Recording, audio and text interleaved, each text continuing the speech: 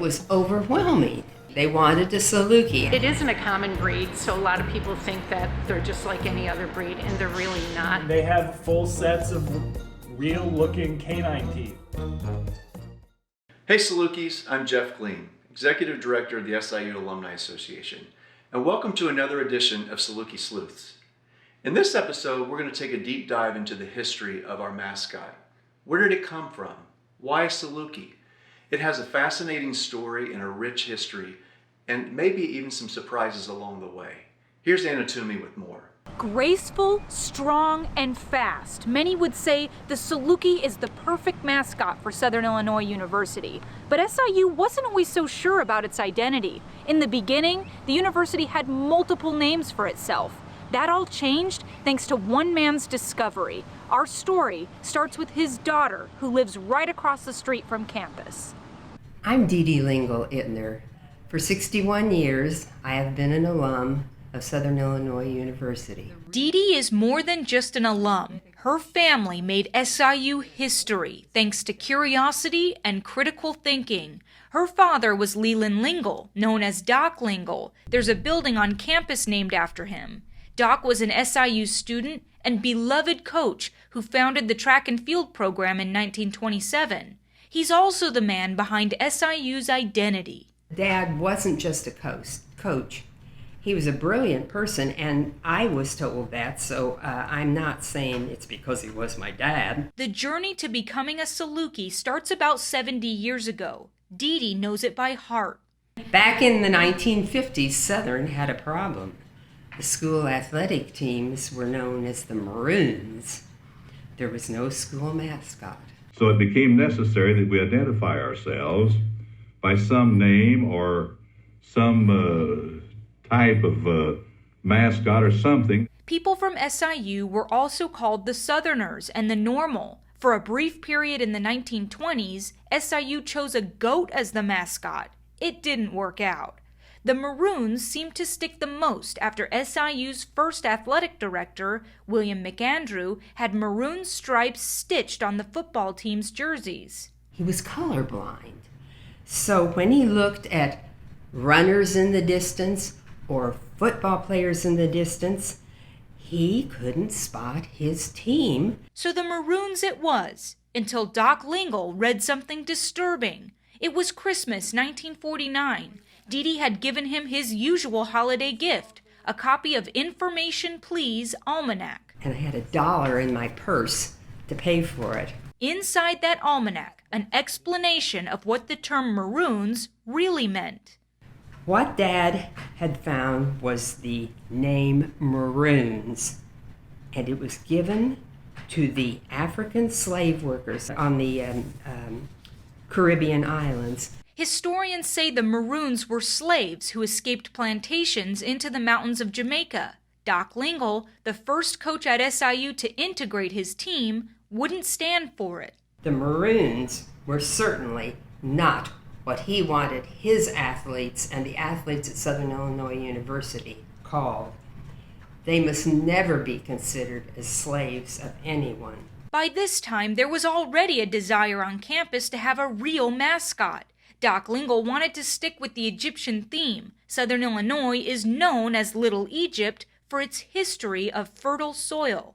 The name is a reference to a terrible famine years ago and a Bible story about starving people going down to Egypt. Egyptian themes were part of campus life and rituals in small ways, including a papier-mâché sphinx brought to football games.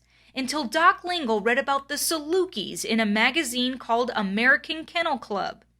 And I started reading and studying, and I discovered that the Saluki was a dog of the ancient kings of Egypt.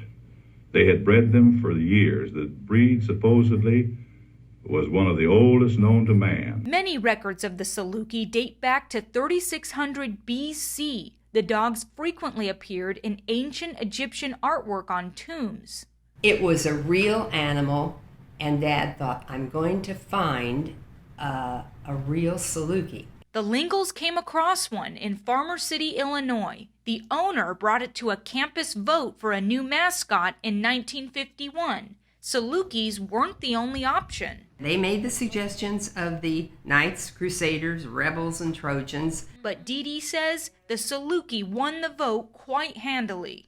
It was overwhelming, and they just voted almost unanimously for the Saluki. They wanted a Saluki. And according to a Daily Egyptian article from 1961, someone tried to steal the ballot box, a mystery that hasn't been solved to this day. No matter, the Salukis was set in stone, and the very first live Saluki at SIU would be a red-colored puppy called King Tut.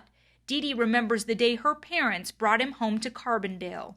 And my mother was looking very bedraggled, and there was a very bedraggled Saluki, because I don't know if you know or not, but Salukis get very motion sick. King Tut would be in motion for some time after, bouncing from home to home, person to person. Finding a place for him to live permanently was a real problem. Here's the score on the dog. They are aristocratic. They're the last word in. They're very refined in this sense. They want only one owner. King Tut found some stability with a fraternity called Alpha Phi Omega. They were based in Anthony Hall and kept Tut in a fenced area. Anthony Hall is still standing here on campus. Now, back in the 50s, the football stadium known as McAndrew Stadium was right across the street in that parking lot just behind me. McAndrew Stadium is where King Tut would finally find some freedom. He was introduced at the opening game of the 1951 football season. And I remember that. That's so funny because I had just gone into high school. Campus was captivated and Saluki pride was soaring.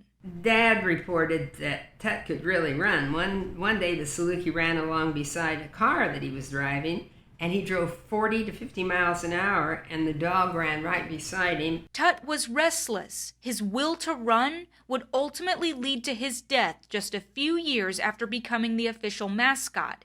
Dee Dee drives us to the spot where Tut escaped and was hit by a car right outside his pen at Anthony Hall. The dog would have run somewhere right across here. The car crushed his back legs. There was no hope of saving him. He was buried in the place where he was most happy, where he could run, McAndrew Stadium. A pyramid memorial was built over his resting place at McAndrew Stadium, but it would be moved decades later to the spot on campus most of us are familiar with. I will ponder this for a moment. The pyramid was moved in front of Saluki Stadium in 2010. It's a Saluki legend that King Tut's bones were excavated and reburied under the pyramid in this new location. But Dee Dee knows the real story. And let's go under the bricks, and let me tell you that there are no bones, because his tenure up on the hill would have meant that they would have all gone to soil and just powdery remains.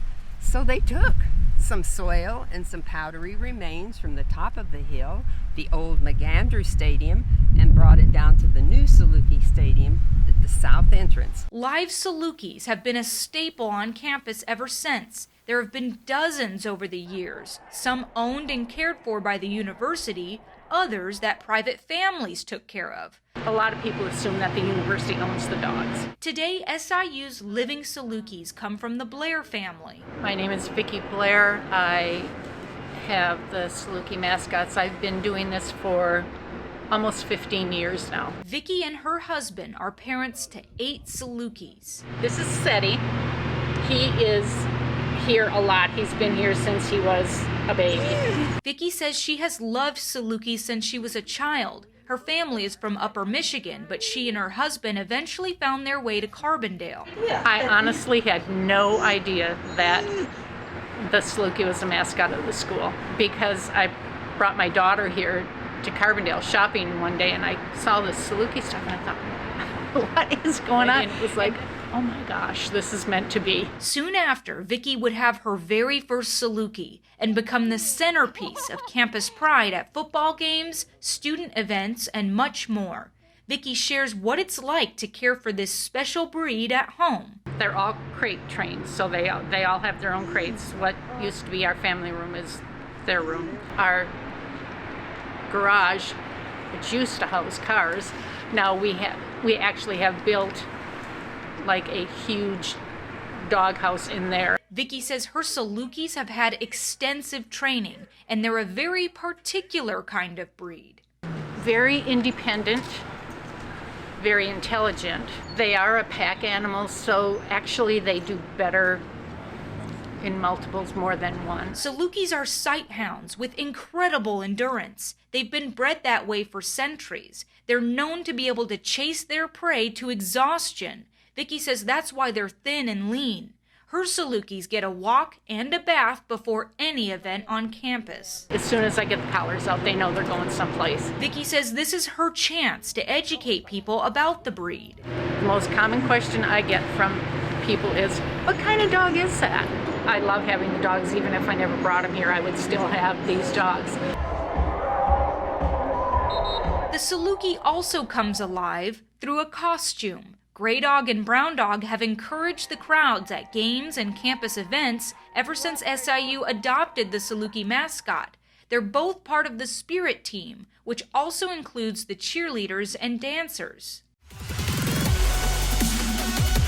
We wanted to know what it was like to be Gray Dog and what it takes to be Gray Dog, so we caught up with the mascot at an event here on campus. Is it tradition to keep the mascot's identity anonymous? We spoke with the current student mascot, who tells us Gray Dog's identity is a sacred secret. In fact, some of the student mascots may never reveal their identity. They're careful to keep the magic alive by not removing their mask in public and not speaking in public. Current Gray Dog says he has a pre-game ritual that helps him get pumped up for events and ready to get the crowd excited. He says the biggest challenge is staying in shape to perform at games, especially when the weather is hot. The costumes have gone through quite a bit of change and didn't always look so cute and cuddly. The University Museum digs deep into its archives to find these two out-of-service costumes. My name is W.M. Weston Stoger. I'm the curator of exhibits for the Southern Illinois University Carbondale Museum. Standing behind me and slightly to my left are the two Saluki mascots that were in use for various activities across campus from about 2000 to about 2009. This Gray Dog and Brown Dog are part of the University Museum's permanent collection. They're stored on armatures in a climate-controlled facility. As you might notice, there's a pretty big difference between the look of these mascots and the current ones. The new mascots have a more animated, cartoony look to them, whereas these mascots are slightly more realistic, which is one of the reasons why they were retired. And you can see here where they have the realistic canine teeth and the actual regular teeth that are in a real dog's mouth. Wes says the heads, hands, and feet come off of these vintage costumes, and the human mascot would step into the body through an opening in the torso. Well, these costumes might look like they're going to be super heavy and warm and just the worst ever to wear, but their material's actually pretty lightweight. So it needed to be like that so the mascots could run around at football games and basketball games. Created by a former student, loved by all students, and ready to capture the hearts of future students, the Saluki changed SIU for the better. I had been part of it. I didn't realize that in later years this would still be such a predominant and such a meaningful mascot. For Dee Dee, it's about sharing. Whenever she visits King Tut's pyramid, she leaves a paw stone, a clear stone with a Saluki paw painted on it. Anytime you see a Saluki or meet a friend that was a Saluki, you give them two stones, one for them and one to be passed on to someone. Well, that wraps up another episode of Saluki Sleuths. I want to thank all of our university experts who contributed in making this documentary series possible. Please send us in your comments, your feedback, and more importantly, your ideas for the next Saluki Sleuth. Until we meet again, go dogs.